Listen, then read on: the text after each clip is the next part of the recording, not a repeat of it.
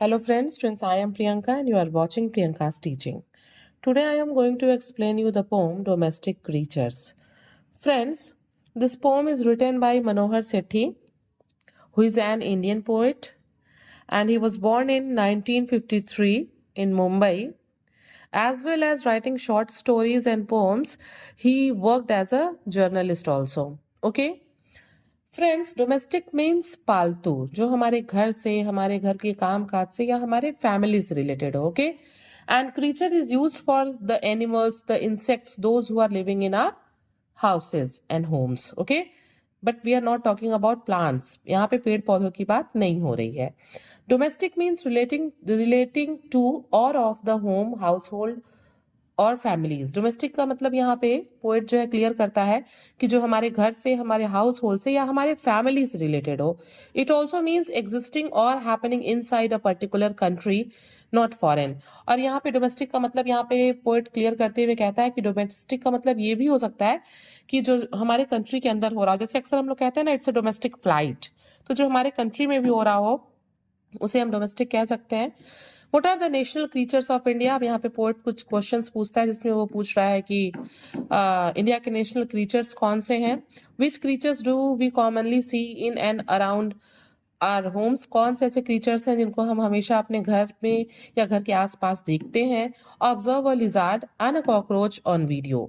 ठीक है, यहाँ पे पोएट हमसे कहता है कि आप एक वीडियो में लिजार्ड या फिर कॉकरोच को देखिए. How do these useful creatures move. ये दोनों एनिमल्स, ये दोनों क्रीचर्स कैसे मूव करते हैं.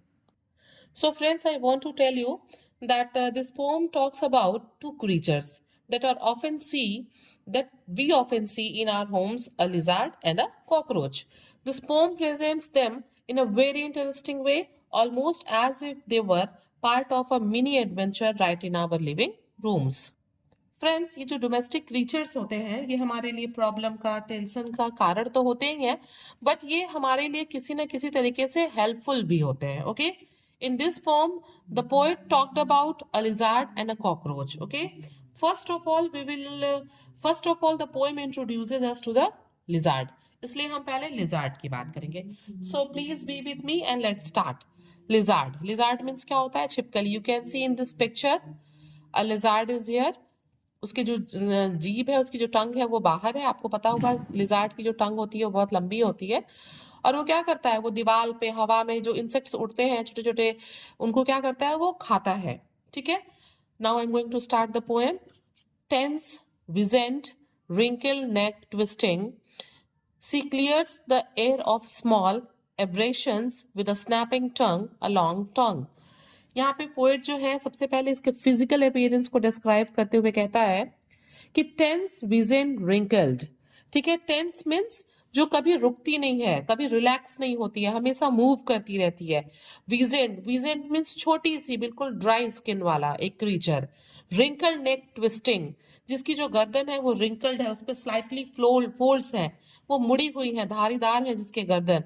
और क्या है, वो हमेशा इधर उधर अपने गर्दन को क्या करती रहती है, ट्विस्ट करती रहती है, मोड़ती रहती है, वो कभी शांत नहीं रहती है.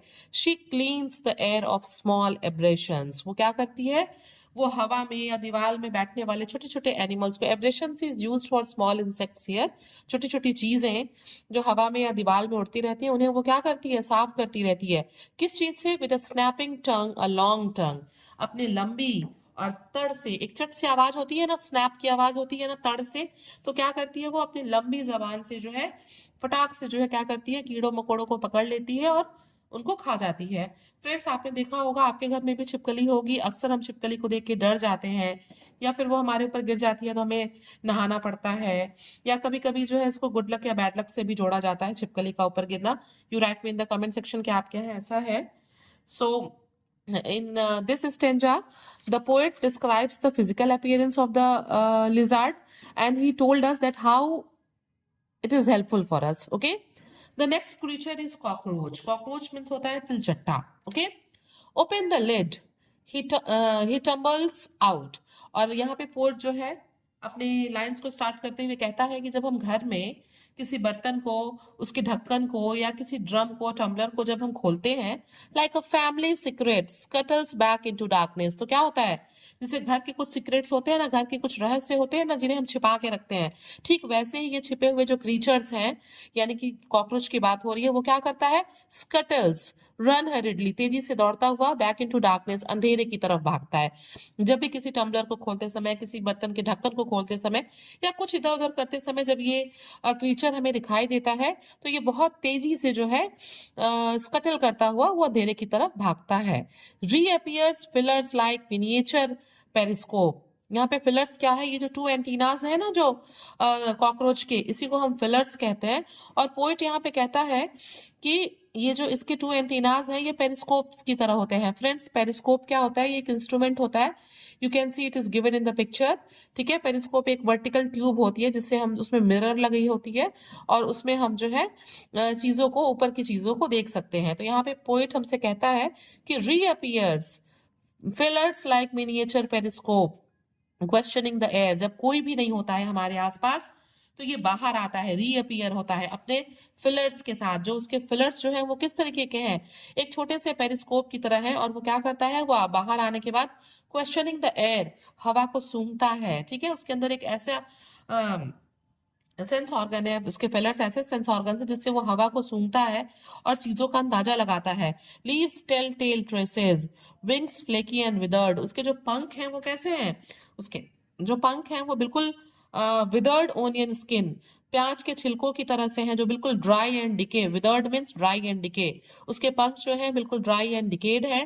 Fresh specs स्करिंग in old crevice, और क्या होता है, जैसे ही जो है कोई उसको दिखाई देता है वो तेजी से भागता हुआ, किस तरह के फर्श से, ऐसे फर्श पे जिसपे कुछ चित्ते चित्ते होते हैं, कुछ प्रिंट्स होते हैं, कुछ डिजाइन बने होते हैं, उनसे वो स्करिंग तेजी से भागता हुआ इन ओल्ड क्रेविसेस, और किस में चला जाता है, जो क्रैक्स होते हैं फर्श में उनमें वो तेजी से भाग के चला जाता है। फ्रेंड्स, यहाँ पे जो कॉकरोच है, आपको पता होगा कि वो ड्रेन्स वगैरह में रहता है और नालियों में जो चीजें होती हैं उसको वो खाता है, और क्या करता है, हमारे ड्रेनेज सिस्टम को क्लियर करता है जिससे कि पानी वगैरह इजिली निकल जाता है। तो आप देख सकते हैं कि इस पोम में पोएट ने जिन दो क्रीचर्स की बात की है, ये हमारे लिए जितना प्रॉब्लम क्रिएट करते हैं, टेंशन वाले होते हैं, कहीं ना कहीं ये हमारे लिए बहुत हेल्पफुल भी होते हैं। So basically we can say that in this poem the poet talks about the movements of insects, also talks about some domestic problem and tension in every houses. He also talks about the good qualities of creature, their sensory organs and the movement. Friends, if you like the explanation, please do share to others, and very thank you for watching.